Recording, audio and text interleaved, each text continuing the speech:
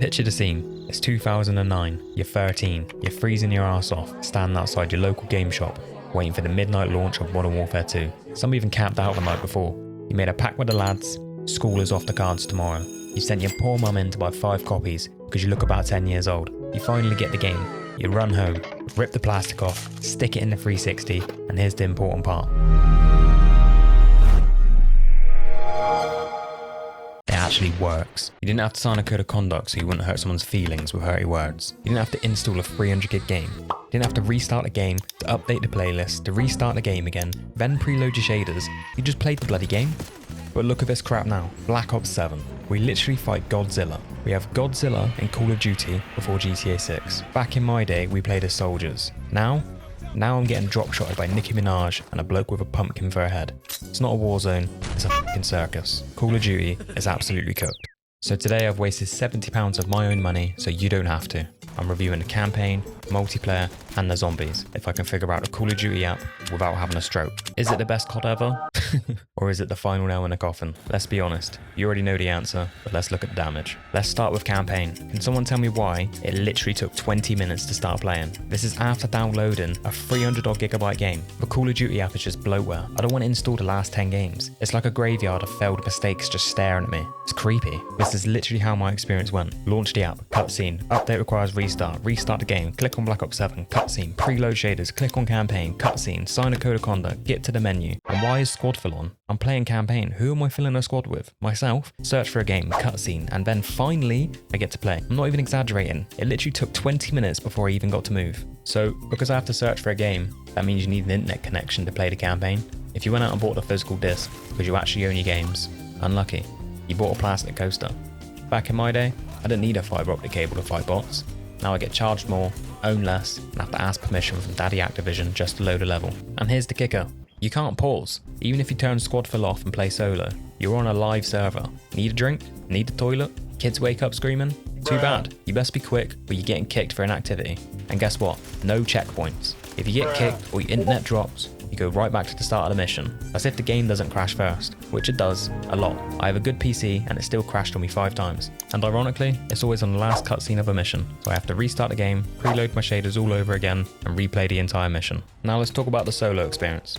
It's a co-op campaign, so I get it. It's meant for friends. But I don't have 3 friends dumb enough to buy this game, so I played solo. And let me tell you, the immersion is interesting. Even when I specifically wanted to play solo, I somehow had random people join my game mid-mission. Nothing ruins a cinematic story moment quite like Noobslayer69 joining the lobby and eating crisp down his microphone while talking over the cutscenes. Immersion? Ruined. But then when I finally did get a lobby to myself, it got even worse. The AI characters talk to you like your squad is there. They give callouts, they shout commands, but you look around and nobody is there. It's not a war simulator, it's a schizophrenia simulator. I'm literally hearing voices. Either the game is broken, or the developers are geniuses and snuck some of that hallucinogenic cradle bioweapon into my coffee to make me trip out. You know who did co-op right? World at War. 2008. You could play with lads or play on your own. It was a masterpiece. Black Ops 7 doesn't just encourage co-op, it punishes you for having no friends. And the story is just terrible. It's not a continuation of Black Ops 6 or Modern Warfare. Oh no. They chose to continue from Black Ops 2. This is a cowardly cop-out. Instead of fresh ideas, they decided to set a nostalgia trap. They dangle old characters and old storylines to trick you into thinking they are going back to their roots, just to butcher it completely. The entire plot is just Mason and his team hallucinating. This is the ultimate lazy writing hack. It lets them do whatever the fuck they want and reuse old assets without having it make sense. It's not psychological horror, it's asset flipping. What's worse, the acting is dog water. Not a single new character is memorable. We used to have legends, Ghost, Captain Price, Soap, Frank Woods, Alex Mason. Now it feels like they put a generic prompt into ChatGPT and this soulless cast is what it spat out, which honestly isn't that far-fetched. They literally admitted to using AI for the calling cards. Now, AI can be a useful tool. Arc Raiders used it to actually improve the player experience. Activision, they used it to benefit themselves, to save time, to save money, to fire the human artists. They have 20 years of data they could have used to train an AI system properly, but they didn't even bother doing that right. And yet it's hilarious how all these professional critics are rating this game positively. They are desperately trying to push sales, but we know the truth. Secretly, they are under the table giving Daddy Activision a double-handed throat sandwich. You simply cannot trust these big review channels. They say one bad thing, they get their benefits cut. No more early access, no more free flights, no more exclusive interviews. They aren't reviewers, they're a bunch of corporate shills. When you actually start playing, it becomes very evident what this really is. It's not a story, it's just tutorial island for Warzone. There are loot crates everywhere. The guns have different rarities like it's Fortnite, and you have to stuff armor plates down your vest chest after every single gunfight, because apparently the enemies are bullet sponges that take a full magazine to kill. You get kill streaks and abilities now. The best one? The grapple hook and wingsuit combo. Why? Because it lets you literally skip half the game. You don't have to fight, you just Batman your way across the massive empty battle royale map. Or you can turn into Harry Potter and use your invisibility cloak to run through an entire mission untouched. You're a wizard, Mason. But wait, it gets worse. It also feels like you're playing zombies. Not just because you literally shoot zombies in the campaign, but you actually have pack-a-punch machines in the missions to upgrade your gun rarity, and you have to fight wave after wave of mindless enemies. It's not tactical, it's boring. I miss the old missions, based on true events or off-the-record spec ops. Stealth used to mean something. If you messed up, you failed the mission, or the whole Russian military descended on you. It was tense, it was fun. And to add insult to injury, you can't change the difficulty. It's one set difficulty that scales based on player count. And let me tell you, it is incredibly easy. Nothing screamed achievement more than cranking a difficulty up to veteran and beating the grenade spam and the one shot to the head. It was hard, it was punishing, and the achievement felt earned. Now it just feels like a participation medal. Then we get to the boss fights, and honestly, it just feels insulting. I thought I bought Call of Duty, but apparently I'm playing Borderlands. Speaking of Borderlands, there are these commando enemies that just sprint at you and try to stab you, exactly like the Psychos. It's ridiculous. The first boss is Menendez, and how do you kill this legendary villain? A predator missile? A sniper shot? No, you drop a giant machete kill streak on his head from outer space. I'm not making this up. A tactical orbital knife. Next up, we fight Frank Woods, but he's not Frank Woods. He turns into a Demogorgon flower monster straight out to Stranger Things. You have to shoot the glowing weak spots on his body while dodging hordes of zombies. In a military shooter. What are we doing here? Then there's a marksman lady who uses holograms. I don't even know at this point, I just shot at the red things until it stopped. Then you fight a turret and an advanced VTOL. But here is the funny part, you set off a massive EMP called the EN-12. This thing is supposed to wipe out electronics for miles, but look at the background, the city lights stay on. I'm glad Dorothy across the street can still enjoy Coronation Street while I'm blowing up a futuristic jet on her front lawn. Immersion? 0. Then you fight Giant Harper, which confirms my theory. This is a Godzilla movie. He punches the ground and you have to jump over the shockwaves like it's Crash Bandicoot. Why is this in the campaign and not the zombies? It's just confusing. Then you fight Dr. Faulkner. You just shoot zombies while standing in a circle. Groundbreaking. Then another VTOL on a prison break mission, but this time the zombies are your friends. Apparently because your dad is like super cool with them or something, they just decide not to eat you. It's basically the Black Ops 1 prison break, but they were too lazy to code guards, so they just pasted zombies. Finally we have Razor. Turns out he was a traitor the whole time. Shocker. But now all of a sudden he's the Incredible Hulk. He jumps 50 feet in the air and tries to smash you. And the final boss? A generic robot. You bring its health bar down 3 times, it blows up, you're done. Credits roll, thank God. But looking back at those bosses, I realised something. The grit is gone. Like, who remembers when Call of Duty was just unapologetically badass? Like, seriously, look at this.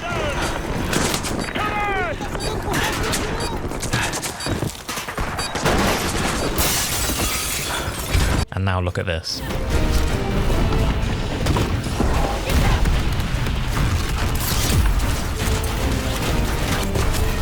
I'm fed up with every single piece of modern media pushing some bullshit agenda onto me. Apparently in 2026 men are weak, and women are invincible girl bosses. Everywhere you look in this game it's the same crap. The main antagonist, girl boss with tattoos. Blonde girl boss.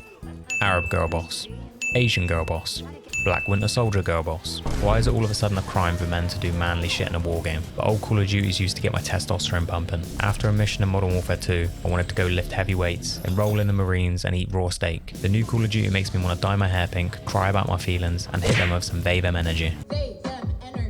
Now, I am a fair man, it's not all bad. There is exactly one feature I actually like. Weapon progression carries over. You can level up your guns in campaign and unlock attachments and camos, and take them straight into multiplayer. For a dad who doesn't have 10 hours a day to grind for a red dot sight, this is a godsend. A new player can actually learn the mechanics without getting stomped by Sweaty Steve in a lobby immediately. Good job Activision, keep that. And visually, stunning. I played on PC in 4K, and some areas look incredible. The problem is, it's the museum effect. You can look, but you can't touch. The scenery is just wallpaper. It looks real, but you can't interact with any of it. It just feels hollow. But unfortunately, pretty graphics can't save a dogshit storyline. My final verdict for the campaign is 1 out of 10. It only scores a 1 for the cross progression and the visuals. Everything else is a disaster. Usually I replay campaigns. I grind the achievements, collect all the intel. I'm never touching this mode again. Personally, they should have just scrapped the campaign entirely. Be honest with us. Call it Warzone Tutorial Island. Keep the goofy ass boss fights in there. At least then we wouldn't feel lied to. This is the worst campaign Call of Duty has ever done, and possibly the worst campaign I have played in any game ever. As for the endgame mode, I played it for about 15 minutes. I haven't touched it since. Let me know in the comments if you really want a video on it, but honestly, I think we've suffered enough. And speaking of suffering, I just sat through 6 hours of this crap so you didn't have to. I just saved you 70 quid. If you want honest reviews about the corporate double-handed throat sandwich, hit that subscribe button. Now, we need to talk about multiplayer. To put it bluntly, if you like liked Black Ops 6 multiplayer,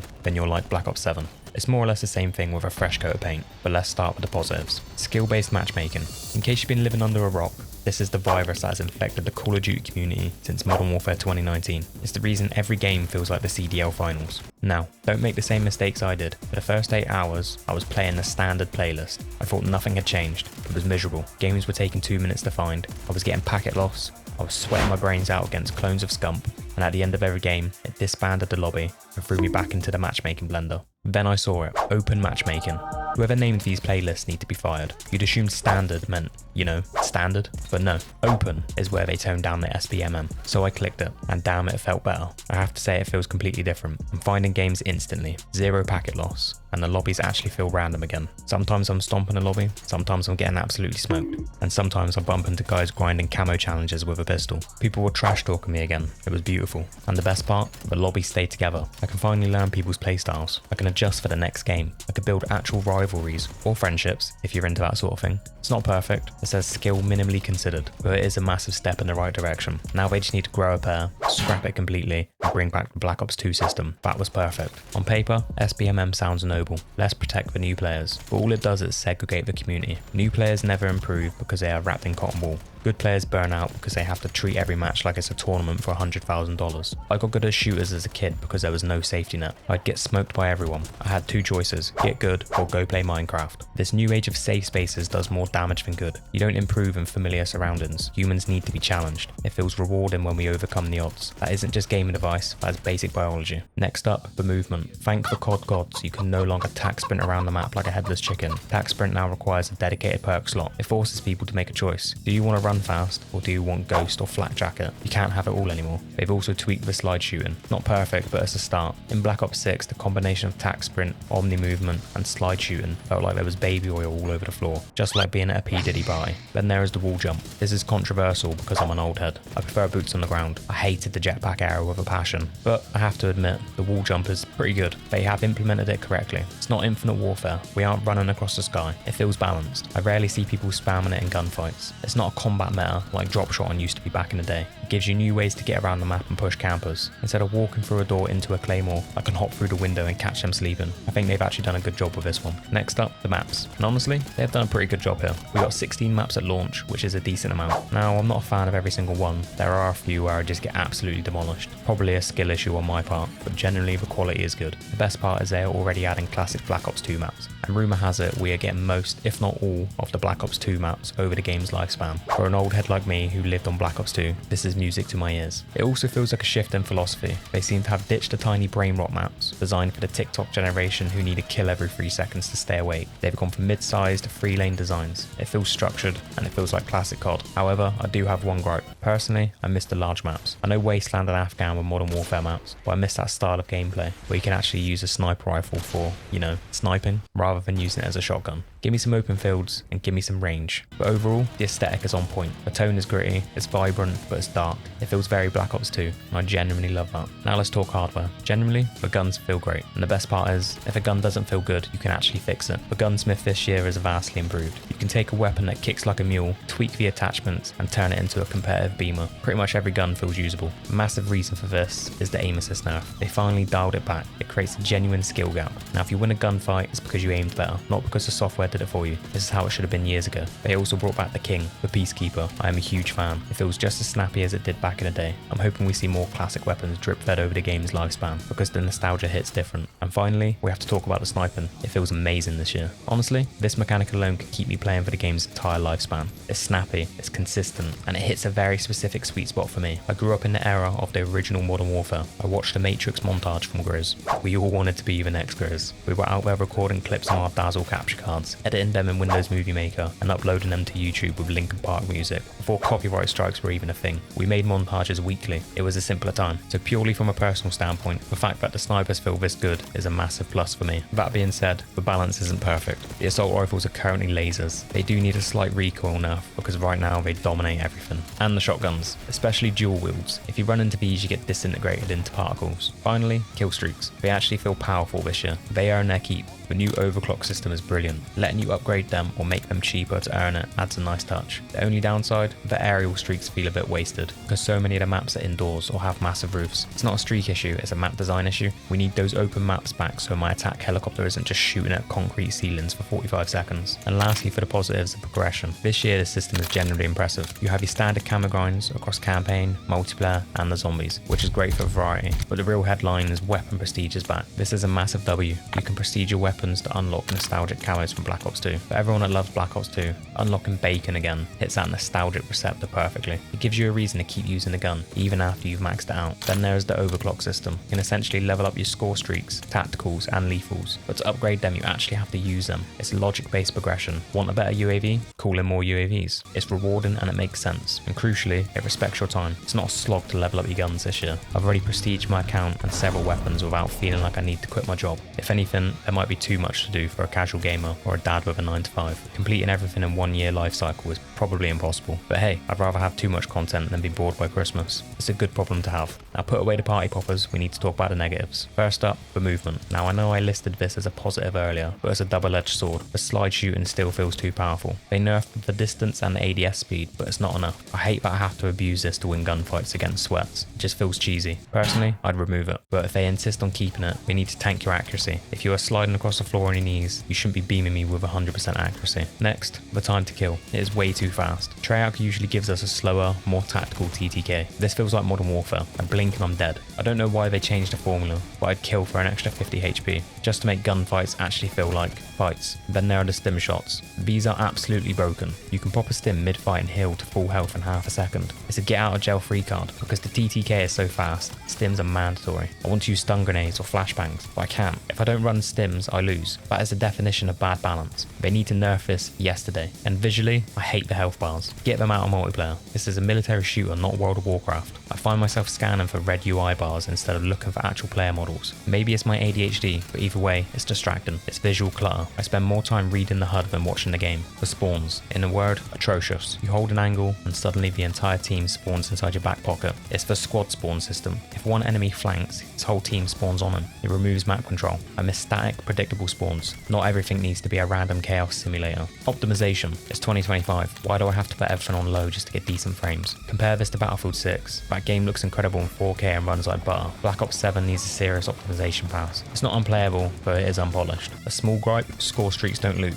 Unless you use a perk slot on Looper, your streaks stop counting after you earn the last one. It literally incentivizes you to die just to restart the chain. That is backwards design. And create a class. I'm an old head. I like what I like. Bring back the pick 10 system from Black Ops 2. It was perfect. It forced you to make sacrifices. The new system is fine, but the pick 10 was definitely the best. And finally the big one, skill-based matchmaking and the nanny state chat. First, skill-based matchmaking is still there. I don't care what they say about minimally considered, just remove it. Give us ping-based matchmaking, but more importantly, bring back forced game chat and search and destroy. Stop banning people for hurty words. This is an M-rated game. It is for adults. Why are we treating the community like toddlers? If you don't like what someone is saying, we have had a solution for 15 years. The mute button. Problem solved. Stop with the AI voice monitoring, stop with the code of conduct, let the community be the community. The trash talk was half the fun. Overall, I give the multiplayer a 5 out of 10. It's a fair score. Doesn't hold a candle to the golden era, but it's the best we've had in recent years. I'm having pretty fun right now playing the multiplayer, but the fast TTK, the stim spam, and the broken slide mechanics are holding it back. I don't know if I'll still be playing it by the new year. Now before we jump into the zombies, if you agree with me that they need to stop banning people for hurty words and bring back the old school lobbies, smash the like button. Now let's go kill some zombies.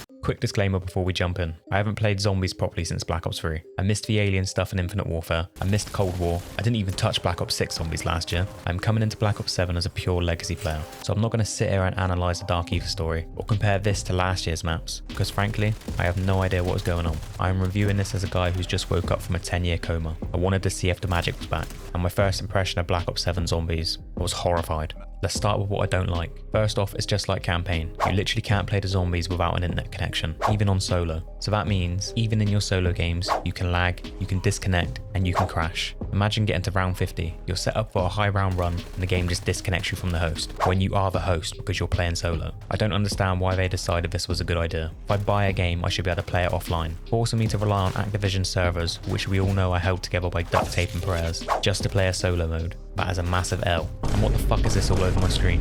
Why is there so much going on? Honestly, Warzone hasn't just infected campaign, it has infected zombies too. I thought maybe by Black Ops 7 they would have realised that zombie needs its own identity, but no, we still have the Battle Royale UI. Why do I have a minimap and zombies? I'm running in circles, I'm not trying to flank B. Why are there health bars floating over heads? Why are there damage numbers flying off enemies like it's World of Warcraft? It's just ugly. It completely kills the vibe. Zombies used to be spooky, the atmosphere was generally terrifying. You felt isolated. Now it feels like I'm playing a loot shooter arcade game. The mystery is gone because the UI just tells you everything. Then there's the armor system. I honestly hate this mechanic. Why am I running around stuffing ceramic plates down my shirt every 5 seconds? What happened to the good old days of Juggernog? Now I take way more hits without a perk. In Black Ops 7, it's just a resource management simulator. Because of the armor plates, perks and upgrades, the game feels incredibly easy early on. I can sponge hits, I can make mistakes. The terror of the classic 2-hit and down is gone. You are a walking tank from round 1. And speaking of round 1, what happened to the 0 to hero progression? This used to be the core loop of zombies. You spawned in with a weak pistol, you struggled, you count your bullets, you desperately save up to 950 points for the mystery box, and then you try to convince your mate to buy the first door. Now you just bring in your multiplayer loadout. I spawned into my first game with a custom peacekeeper with all my attachments. Where is the struggle? Where is the progression? I don't need the mystery box anymore. I don't need to buy any wall guns. I just spawn in with the meta and start blasting. It makes the early rounds feel like a chore rather than a fight for survival. And while we are talking about the mechanics that make no sense to me, the point system. Old heads are gonna hate this. Remember shooting a zombie 6 times in the leg to maximize your points before knifing him? Yeah, that's dead. You don't get points per hit anymore. You mostly get points for the kill. It removes the strategy of using weak guns to build cash. It just feels hollow. To be honest with you, I played one game, I saw the HUD, I saw the armor plates, and I turned it off. I didn't touch it for a week. I was ready to write this mode off completely, but I needed the footage for this review, so I forced myself to keep playing. Played another game, and slowly, weirdly, something clicked. It's actually really good, and it all starts with a movement. Now, I wasn't a huge fan of this in multiplayer, but in the zombies, it is chef's kiss. This system was born for PvE. You have to remember in the old days, if you got trapped in a corner on Verruct or Kino, that was it. Put the controller down, you're dead. In Black Ops 7, you are never dead. But Omni movement lets you 007 your way out of anything. I can dive backwards off a roof while shooting a zombie in the face. I can slide sideways through a gap of a horde like I'm in Tokyo Drift. You stop feeling like a survivor and you start feeling like John Wick. You aren't just training zombies anymore, you are styling on them. And then there's the wall jump.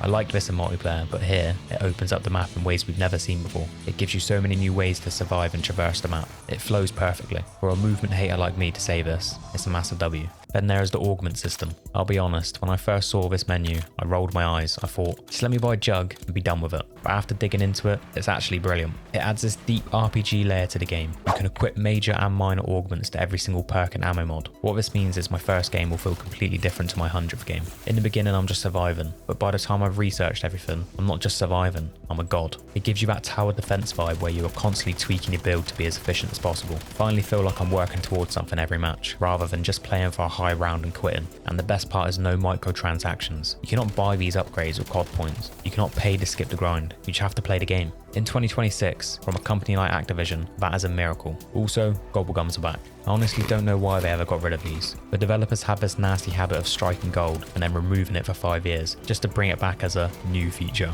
But whatever, I'll take it. Seeing that Gumball machine light up again hits my nostalgia receptors. But they didn't just copy and paste them, they actually improved them. The coolest new feature is the Gobblegums now have separate, unique effects in Dead Ops Arcade. This is sick. It means Gobblegums that I would never waste a slot on in normal zombies are suddenly god tier in Dead Ops. It completely changes the meta. It's a small detail, but it makes it so much more fun. And finally, before we talk about specific maps, we have to talk about the save and quit feature. Fucking finally. We have waited so long for this. For the first time in history, you can pause a solo match, save your progress, and turn your console off. They actually listened. Man, I wish I had this when I was a teenager playing Black Ops 1. The amount of anxiety I used to have leaving my Xbox 360 on overnight, just to hold a high round on Kino, it was unhealthy. I actually got the dreaded red ring of death on one of my Xbox 360s because I left it running for 3 days straight. I melted my GPU for a leaderboard spot. So to the devs, thank you. Thank you for finally respecting our time. Now that I'm an adult with responsibilities, I can't sit there for 8 hours straight anymore. This feature alone makes the game worth playing. Massive W. Now, great mechanics mean nothing if the maps are trash. And honestly, Treyarch is cooking this year.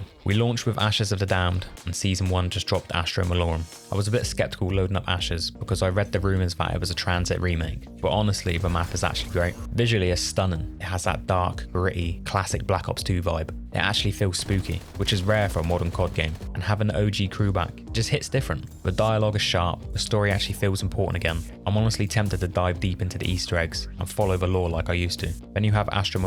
This has a weird sci-fi vibe, feels like a spiritual successor to Moon, but without the annoying gravity mechanics. And the skybox, bloody gorgeous. These aren't just lazy Warzone cutouts, these are proper dedicated zombie experiences. I'm also so happy to see survival return with dedicated smaller maps. Playing Farm again feels so nostalgic. Just me, a box, and a barn. No Easter eggs, no long setups, no storyline to memorize, just load in and survive as long as possible. Massive W for respecting the casual grind. But the single greatest addition, the thing that not just saves zombies but revives it, is Curse Mode. Thank you, Treyarch. Do you remember earlier when I was ranting about the loadouts and the horrible point system? Well, if you toggle Curse Mode in the lobby, it changes the rules back to the golden era. No loadouts, you spawn in with a pistol, and the old point system is back. You get 10 points per hit. I almost cried real tears when I saw those yellow +10s popping up on my screen. If you hate the new mechanics, just turn on Curse Mode. It's not perfect, but it is sure as hell a step up from what we've been given in recent years. So let's wrap this up. If I'm being honest, Zombies is probably the best thing Black Ops 7 has to offer this year. For Zombies specifically, I give it a 6 out of 10. That could easily climb higher as the year progresses and we get more maps, but I want to play it safe. But my overall score for Black Ops 7, taking the atrocious campaign, the mid multiplayer, and the great zombies into account, I give it a 5 out of 10. The campaign really lets the full package down. So is it worth £70? God no. Save your money for something else. If you really want to play it, wait for a sale, or play it on Game Pass. Before we end this video, I need to get something off my chest. We need to talk about why Call of Duty is in the mess it's in today. All you have to do is look at a picture of the development team from 2009 and look at a picture of the team today. The proof is in the pudding. The original team looked like they listened to Metallica and understood gritty military action. The new team look like they are terrified of a gun and want to ban gun ownership. The whole industry is pushing this woke slop onto us. Call of Duty is going through an identity crisis, just like their development team. The original game had one goal, be a better war game than Medal of Honor, and they did it. They revolutionized shooters in 2007, and they gave us the greatest running game in history. But then, they started second guessing the formula. First they wanted to be Titanfall, then they wanted to be Halo, then they wanted to be Fortnite, and now we're trying to be an RPG looter shooter just like Borderlands. It is honestly like watching the Fast and Furious movies. It used to be cool when it was just about street racing, and now we're driving cars into outer space and doing heists like it's GTA, and whatever else it's about. Family. You literally have the Krabby Patty secret formula right in front of you. Stop trying to reinvent the wheel and just give us what we want. But the hard truth is, Call of Duty is no longer made for me or you. It's made for the modern audience. They don't care about the veterans anymore. They are too busy hiring based on DEI quotas, rather than hiring people who actually understand the military genre. They fill the studio with activists who hate war games, and then they wonder why the games feel soulless. If you go woke, you go broke. I actually managed to get an exclusive interview with the CEO of Activision about why they chose this direction, and he had this to say. Hello, I like money. If anyone from Activision is watching, and I know you aren't because you're too busy figuring out your pronouns, listen closely. I am handing you Willy Wonka's golden fucking ticket on how to make Call of Duty great again. Number 1, stop releasing a game every single year. We have Call of Duty fatigue. It's like buying a new iPhone every September. It's the same phone. Move to a 3-year cycle. Support one game properly. Let the hype build and let us actually miss Call of Duty. Number 2, clean house. If your developers are more interested in politics than gameplay, they need to go. Hire people who love shooters. Hire veterans to consult on the campaign so it doesn't feel like a bad Netflix drama. And for the love of God, stop putting Warzone armor mechanics in the campaign. Give us actual linear-based missions back. Number 3, separate the engines. Modern Warfare should feel completely different to Black Ops. Stop blending them into one grey sludge. They are different subgenres, treat them that way. Give them their own identity, like your devs are so concerned about. And finally, if you want to print money, release a Golden Era collection. Remaster COD 4 through Black Ops 2. Put it in one launcher like the Master Chief collection. Charge £100 for it. I don't care. I will pay it. Everyone will pay it. Then, don't release a game for 3 years. Just drip feed us the DLC maps. You save on development costs. We get the games we actually like. Everyone wins. Keep going down this road and Call of Duty will become a distant memory. Let me know what you think in the comments. Are you done with this franchise or do you have hope? Catch you guys in the next one.